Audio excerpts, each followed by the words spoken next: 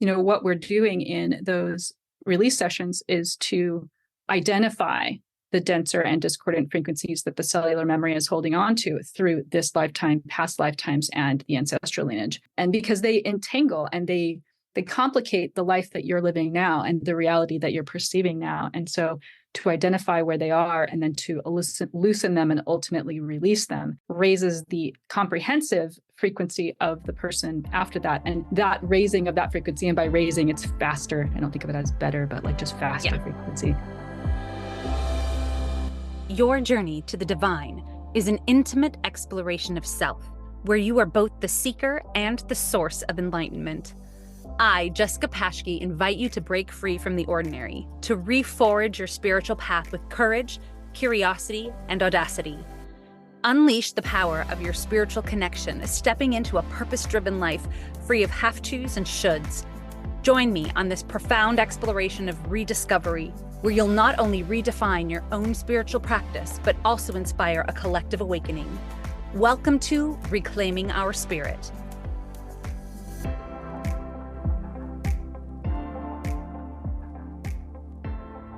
Hello, welcome back to Reclaiming Our Spirit. We have got an amazing human being on today, and she's come to talk about really interesting things. We're going to talk all about blueprints and how you can transcend your own blueprint. So Sharon Marie Scott is a queer, kinky, relationship rebel and divine embodiment catalyst and life-turned-on mentor. Doesn't that sound delicious? Sounds delicious.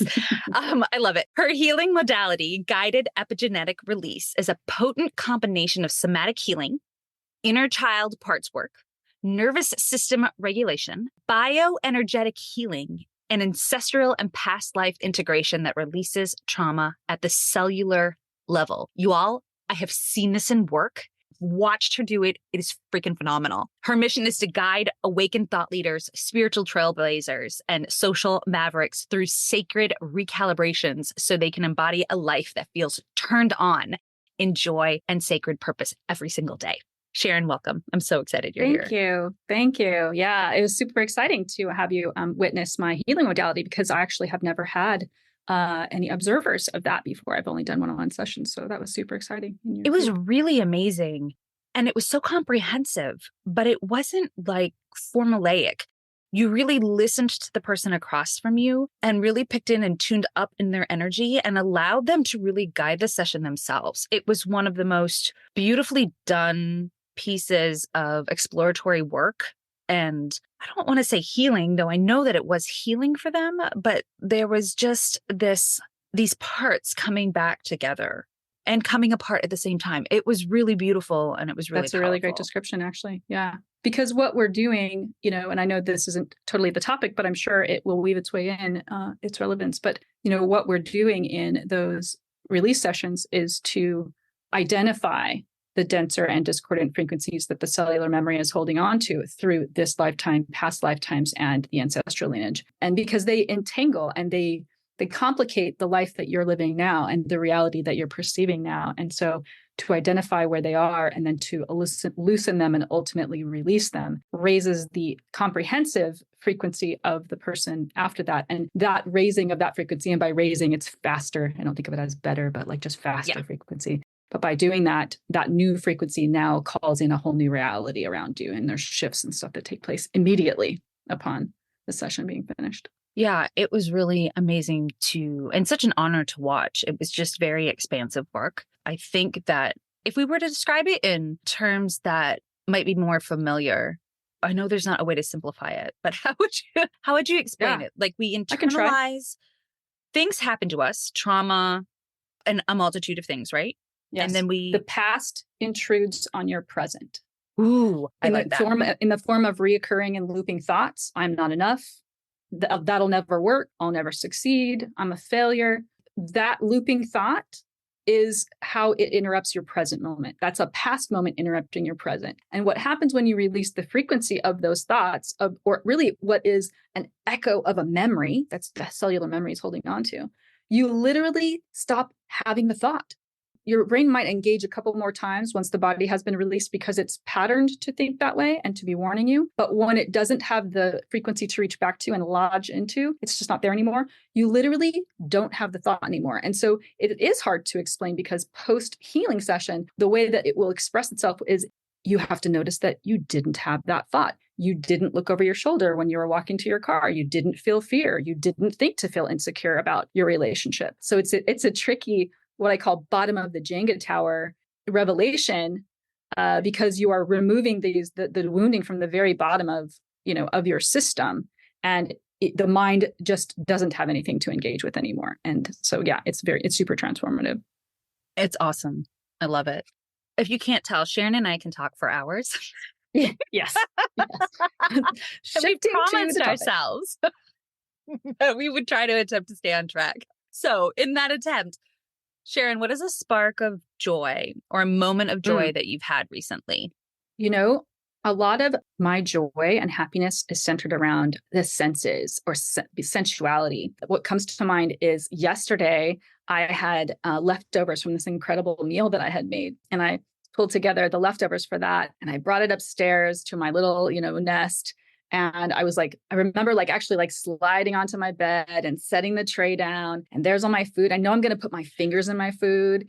And I queued up this great new series on Netflix called Warrior. I love martial arts films. Ooh. It's amazing, wonderful film that's kind of like a TV series that's like Deadwood. It's like Chinatown, and it has all this Chinese culture and martial arts scenes. Anyway, so my moment of joy was that just literally sliding onto the bed, queuing up the TV show, knowing I'm about to get my fingers dirty in my food and my face. And that was my moment. I love it. Those are the best moments where you're like, everything about this is perfection. Yes. And even the break, I get up at 4:30 in the morning. So it was maybe 4 hours. I'd already worked for 3 or 4 hours. And so it was a reward and a relax. And That's awesome. So it was actually Sharon's being able to be a witness and present for one of Sharon's sessions that sparked this conversation that we had afterward about, I don't even know how we got on it. These are the things, y'all, when I bring guests on, we start chatting off and the conversation evolves. And all of a sudden I'm like, oh, we got to bring this on a podcast episode. This is going somewhere. And we had one of those conversations and we were talking about this idea of whatever you want to call it, because there's a lot out there. I'm sure you can toss a few names in. Human design, soul blueprints, astrology charts, enneagram. Even stuff like Myers-Briggs, even stuff that's non-spiritual. Absolutely. Yes. And this idea that, well, you said it best. How do you describe them? Because they have a purpose, right? Yes. They do have a purpose. And also we can sort of fall into things that we didn't realize might also be not the greatest for us. So, and y'all, I'm going to tell you right now, I love astrology. I've had my human design read. I talk about soul blueprints. We're not saying that these don't have value. All of these things are in my repertoire. Okay, so don't take us wrong. We just want to look at this idea of what do you do after this information comes back? How do you use it in real life and in a way that's healthy and encourages you to continue growing? So, Sharon. Yeah, I'll say a couple things about it. The first thing that comes to mind is I think of it like the process of growing up and the rites of passage that we move in from children to adult. As children, we're sort of emulating the people around us. We might have little sparks of identity, but it's still forming. And then as we go to get older, we're really starting to test. It's let me try that. Let me try this on. Let me try that personality type on. Let me try the rebel on. Let me try the goody two shoes on. You're the block of clay and you're adding to it and you're subtracting from it and the shape is starting to take place. And I feel like that's kind of the sequence where the blueprints can really come in handy because we're looking for our identity.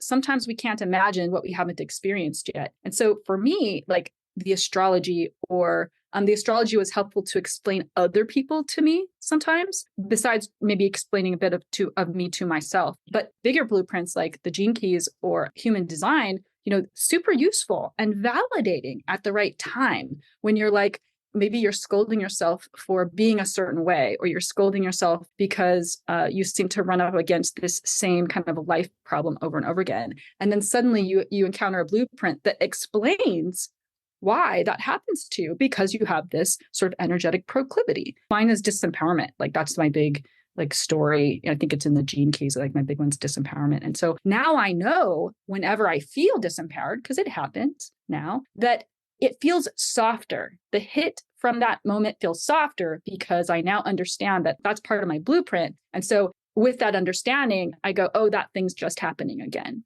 I just have to use my tools to move to the other side of it. I also think of it in terms of kind of like epigenetics, go back to like the guided epigenetic release. So epigenetics is a proclivity of your DNA, the cells and your DNA, to turn on and off, but to lean into certain benefits and certain challenges.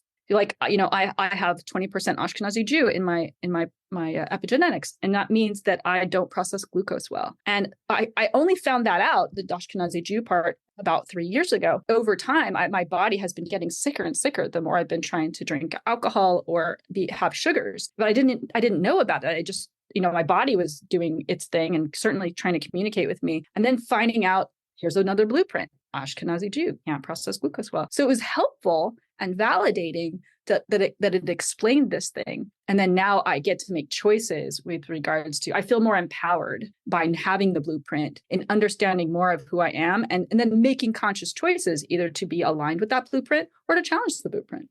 I like that.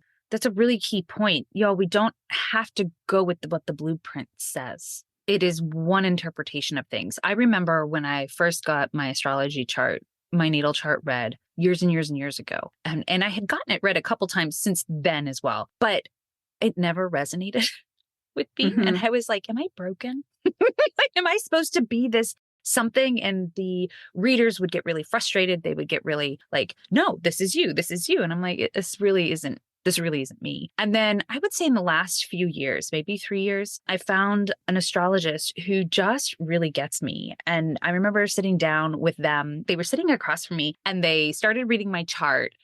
And I was like, for the first time, I saw myself in my chart. The way they were describing me, the way that I just needed someone who spoke the same language as me to relate that. And it was so powerful. It's like, oh my gosh, someone sees me. Right. They really see me.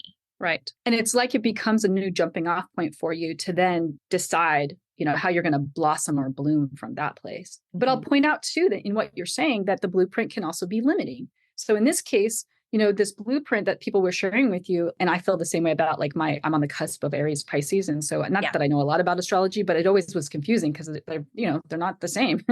No. I kind of just never really understood where I landed in the midst of all of that. But in the case of you getting those readings, like, it was another place for you to feel like maybe you were failing or you were not aligning with who you were supposed to be. And like, again, like you get to sort of be more of a victim to the blueprint. And so, that's another reason to consider, how you're allowing these blueprints to influence the way you're going to be in this reality. Right. Because like anything, any spiritual topic, any spiritual concept, tool, technique, healing modality, whatever you want to call it, if we give our power away to it, it can actually work against us, no matter how lovely it is in its essence. I learned something recently by a spiritual leader named Jules Arness. She talks about the consciousness of DMT, like the frequency of 963, and, being able to observe our reality through the consciousness, the neutral consciousness without the ego. In the cosmology and how she speaks about that, so let's call it technology, the ego has to have something to latch onto. So in the way that you're able to like take the steps through her process of sort of downloading consciousness in a way that it can see everything neutrally and without the ego. But you have to give kind of the ego a structure to latch onto in the process. And I know I'm talking kind of obscurely, so hopefully you're following. But my point being, I will bet you that these blueprints are what give the ego something to latch onto. And doesn't that make sense when I say it that way? Because again, the validation or the grasping of who am I, the belonging, the fitting in versus belonging, that journey from child to adult, all of that for me is all starting to come together in one big idea of what we're talking about here. And so the blueprints become where the ego can initially latch on and say, I feel validated, I feel seen, this is me, or mostly. And then it's really just about like, what choices are you going to make from there? That's a fantastic point. It's almost like an anchor or a stability in that chaotic transition, transformation, evolution cycle, right? And y'all, we don't just discover ourselves once. Like, I know Sharon believes it is a journey that doesn't end. We were just talking about this before the call. There'll be points where, how did you phrase it? Like a snow globe? Yeah, like a snow globe that's been shaken up and all the snow is in the air and kind of floating and hasn't made its way. You don't know exactly where it's going to land. Like, what timeline am I going to direct these flakes? This the flakes all together are all of me, and where am I going to, how are they all going to come together? And it's in those moments that these types of blueprints and charts and readings can be really quite helpful, because they can help you kind of make sense of the moment when maybe nothing makes sense. What would you say, Sharon, though, needs to be the next step? So let's say someone has their human design reading, their astrology. Oh, there's so many different out there. We can't name them all, but they have their chart read. And then how would they approach it in a different way? Like, rather than just be like, oh, that's my chart. Yep. And leave it. Where could they take it next if they wanted to? Like, what would happen after that? Yeah, I guess two things come to mind. The first is to really take in where the challenges of that blueprint are for you. Like I talked about the disempowerment for me, because if I know that disempowerment is a major storyline that I'm going to encounter, or that when I encounter it, that's going to take me down the hardest, then I know to be really gentle with myself when I start to have those feelings of disempowerment, or when I see something that is looking to trigger the feelings of disempowerment in me. So that would be the first thing, is to really look to the things that that in the blueprint are meant to be your challenges, so that you kind of know what your hero's journey is going to look like. Yep. And you can approach it with more self-compassion and more gentleness. And then the opposite, which is to look to the strengths of your blueprint, so that you can lean even further into creating the tools that highlight and create more ease and flow, and in creating more ease and flow with your skills and with the things that you have working for you, so that the journey itself becomes more easeful and more, I want to say efficient, but it's not a very romantic word. No, but it's like you're developing this awareness about kind of where you naturally have these strengths, naturally maybe step into something that isn't the most helpful thing, or maybe it is because you're learning from it, but you know that it exists. And it's giving you this like 30,000 foot view where you can get up and you can see it and say, okay, absolutely, here we are. Absolutely. I can see how this is played out in my past. I think it's really helpful for past reflection. Like, oh yeah, that's how that works. It's here I am in my present. And then now how do I want to fold that up in my becoming? How do I want to move forward with this? Knowing it's just a part of the puzzle. I remember in one of the readings, I don't know which one, if it was human design or what it is, I can't ever keep them separate. Somebody had said to me that because of the way the thing is made up, that I'll have a tendency to always kind of step back and let others step forward. And while that's a beautiful thing, because I am such a connector, like I love to connect people with the people that they need. I love that. It can also work against me because I'll constantly be stepping back. Yep. And this was years ago. And I thought, gosh, what a helpful piece of information. Because now I'm just a little bit more aware. And I'm like, oh, hang tight. Before you do that, that is good. And also, you have something to say. Yeah. I think you really nailed it by talking about like having the aperture pulled back a level and being able to observe, like, okay, now there's a pivot point here. I'm aware of this piece of my blueprint. I just watched myself invite someone to step in front of me, and I have an extra moment where I get to make maybe a different choice. And so that alone is a transcending of the blueprint. Just making that one decision is a transcending of the blueprint. It is. So then what happens when we transcend it? I don't think we have like one answer, but like, what are your thoughts on that? Like, yeah, I feel like I'm experiencing some of that now. Nothing that I read about Aries or Aries on the cusp of Pisces fits me anymore. I'm aware that I'm at the very end. I'm at like the pearl sequence of my gene keys. As little as I know about that stuff, I know I'm at the end of the entire sequence. What I'm learning is that I just keep staying the course that I'm on, the trajectory that I'm on. And it's really kind of it's always in the balance of emotions, being and doing, emotions and rationale, like constantly tackling the disempowerment piece, and always knowing that I can proactively go work on the frequencies in my body that are holding on to disempowerment and release those. Again, I'm coming right back to you're nailing it with like your 30,000 view concept. If you're keeping your camera pulled back so wide that you have the blueprints in mind and the challenges and benefits in mind, regardless of the blueprint, you are in a place of choice.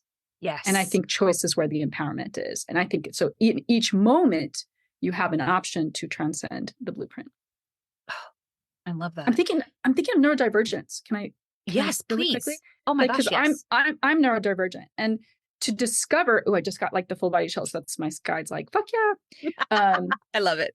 So to discover that I was neurodivergent, again, felt just so relieving to me because it meant I just wasn't as fucked up as as I had kind of always told myself. And in fact, I'm super high functioning. And like, I've built these like innate instinctual tools that are pretty amazing. They're like superpowers. And so I'm aware that I don't think sometimes or process like everyone else. I can see it as a superpower, but I also am aware of where I don't line up with the way other brains work.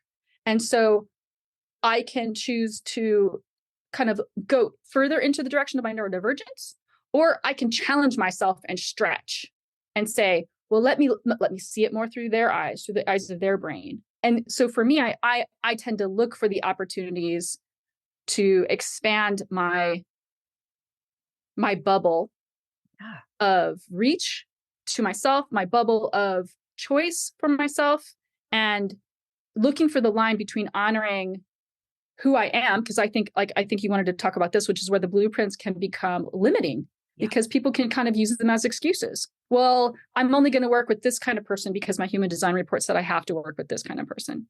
Yeah. And they cut themselves off from the stretch. Right. The stretch is such a key part of continuing to grow and expand. Can we talk a little bit more about that?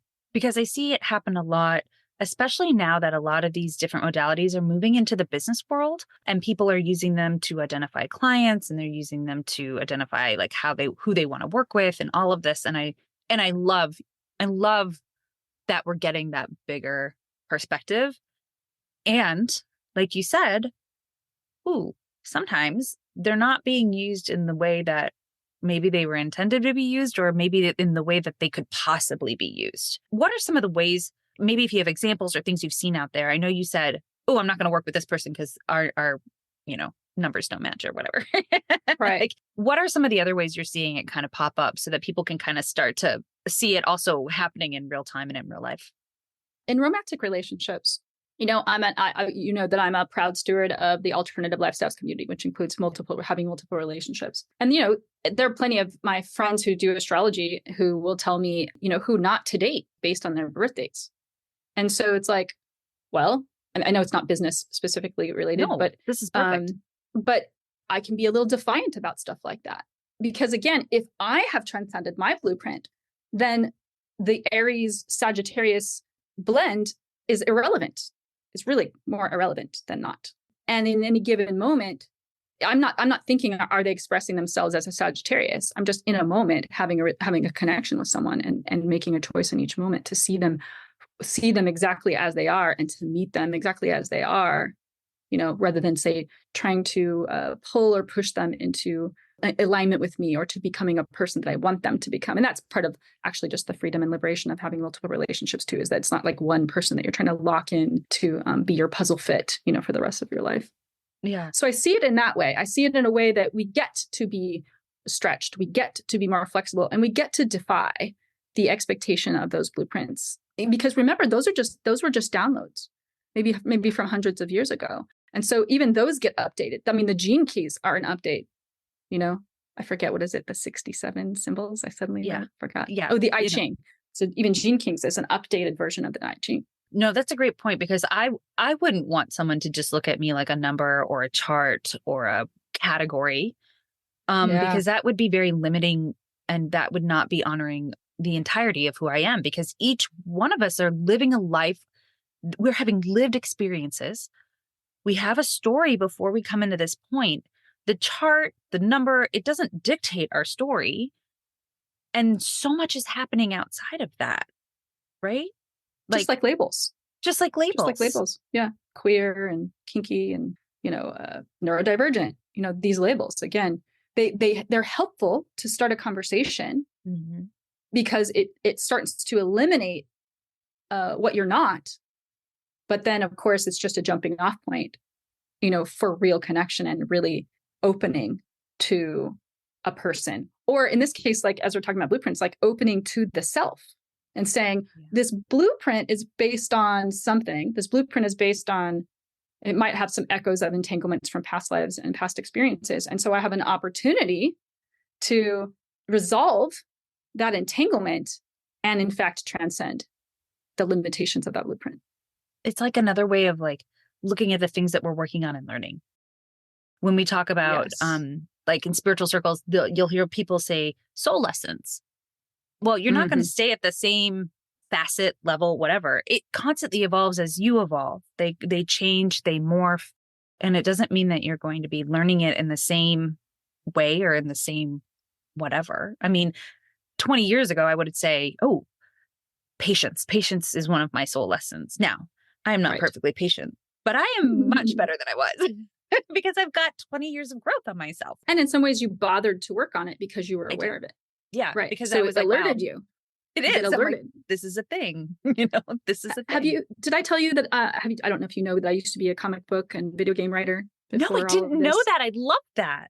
Yeah. Comic book writer, video game writer, wrote film treatments and stuff like that. Loved the industry. I've written an article now too, is what if life were a video game? And I believe it is. I believe this thing that I'm about to share with you, which is that life is a video game, that we are not only the main player character of the video game, but we are the game designer. And that the entire journey, so this goes through like the hero's journey, because as a storyteller, hero's journey was something that I used as for storytelling.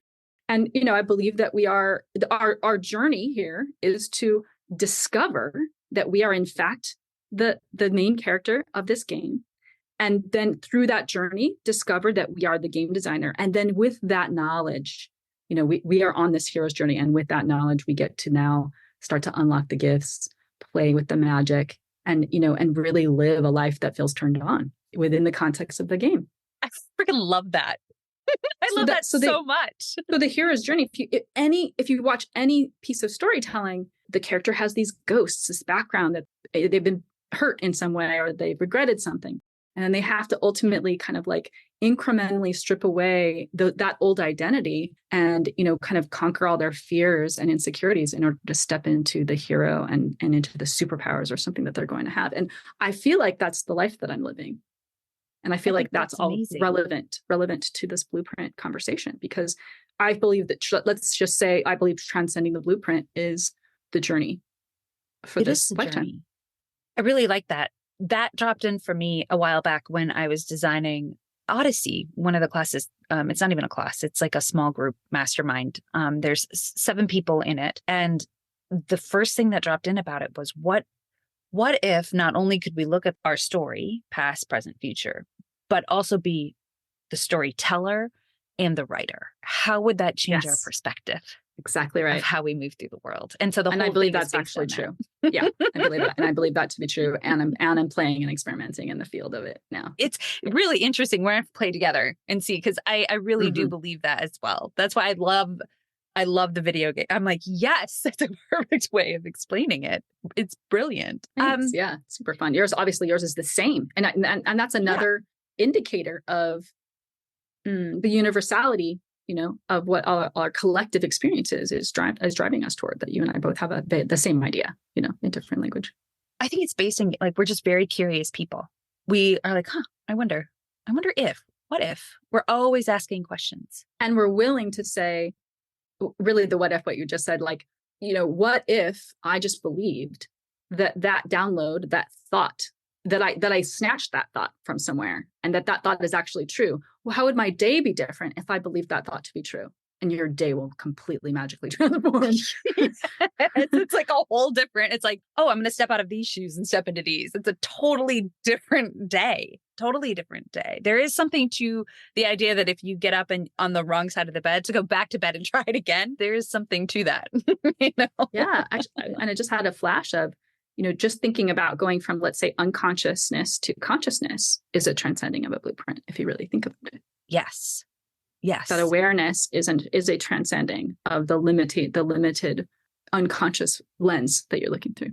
I love that. Any kind of tips or techniques that you use as you move through the world to help you sort of create this awareness? Like we talk about it, but like, how do you make it happen in real life? Yeah.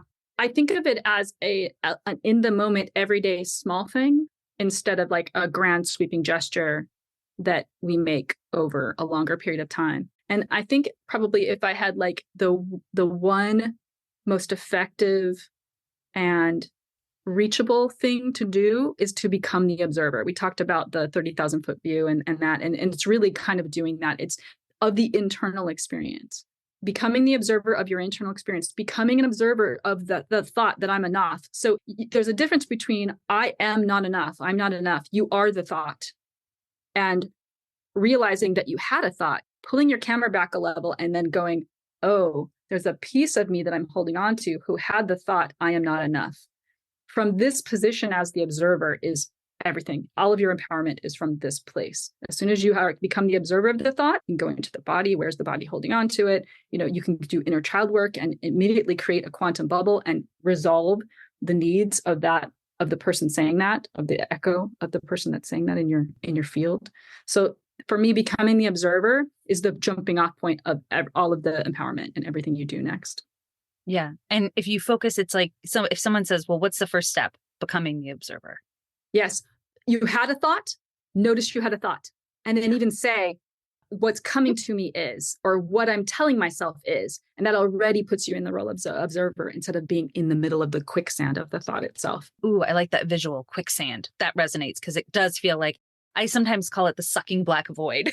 Mm-hmm. Or a whirlpool. Yeah, the whirlpool, where you're just like, wow, I'm just going down. I love that. Someone described it once as if you go deep enough down in the ocean, there, like, the top of the ocean is much more chaotic. And if you go down far enough, it's totally still. And you can look up and see the chaos. Mm-hmm. So that's kind of like the role of the observer too. You can watch the chaos, but not be part of it. I like that idea of going deep. And I like that a lot. Ooh, that resonates. I'm a big water person. That resonates a lot. Ooh, that's magic. Okay. I'm taking that little one for myself.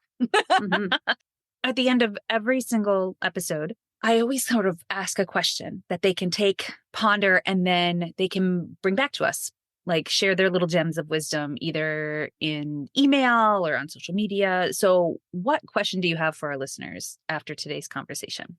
Yeah. Well, I would say if I'm going to relate it back to the blueprint, it's like what parts of the blueprint feel really aligned and you get excited and feel spacious and momentum, like you almost like feel a moving forward in your body. Like what's the part of your blueprints that feel like that? And what are the parts of the blueprint that don't feel like that? What are the ones that you can, like, as a social rebel, say, maybe fuck that. I refuse to let that be a part of my story. And which ones are you going to, which ones can you stretch yourself on? I guess that would be the question. Oh, I love that. Oh, yes. That's a great question. Sharon, thank you so much for being here. I really appreciate it. How can they find you? Yeah, certainly just my website, www.sharonmariescott.com, or emailing me, sharon@sharonmariescott.com. You can find me on Facebook. I have a private group there that intersects spirituality with alternative lifestyles. And I am about to start a new Mighty Networks group all about Let the Life Turned On, the signature talking program that I'm developing as we speak. I cannot wait to hear about that. You know what? Let's continue this conversation in the Patreon because there's I have a dozen more questions. All right, y'all. Okay. We're going to head on over to the Patreon, but thank you so much for listening today. If you've got any questions for Sharon, don't be shy about reaching out. Her work is absolutely spectacular. And I'm so excited that we got to hold conversation and share it with you all today. Bye, y'all. Thank you. Thank you for listening to Reclaiming Our Spirit. To find out how I can help you reclaim your spirit, reach out to me at www.jessicapashke.com. Leave me a message and I just may share how you reclaimed your spirit in the next episode.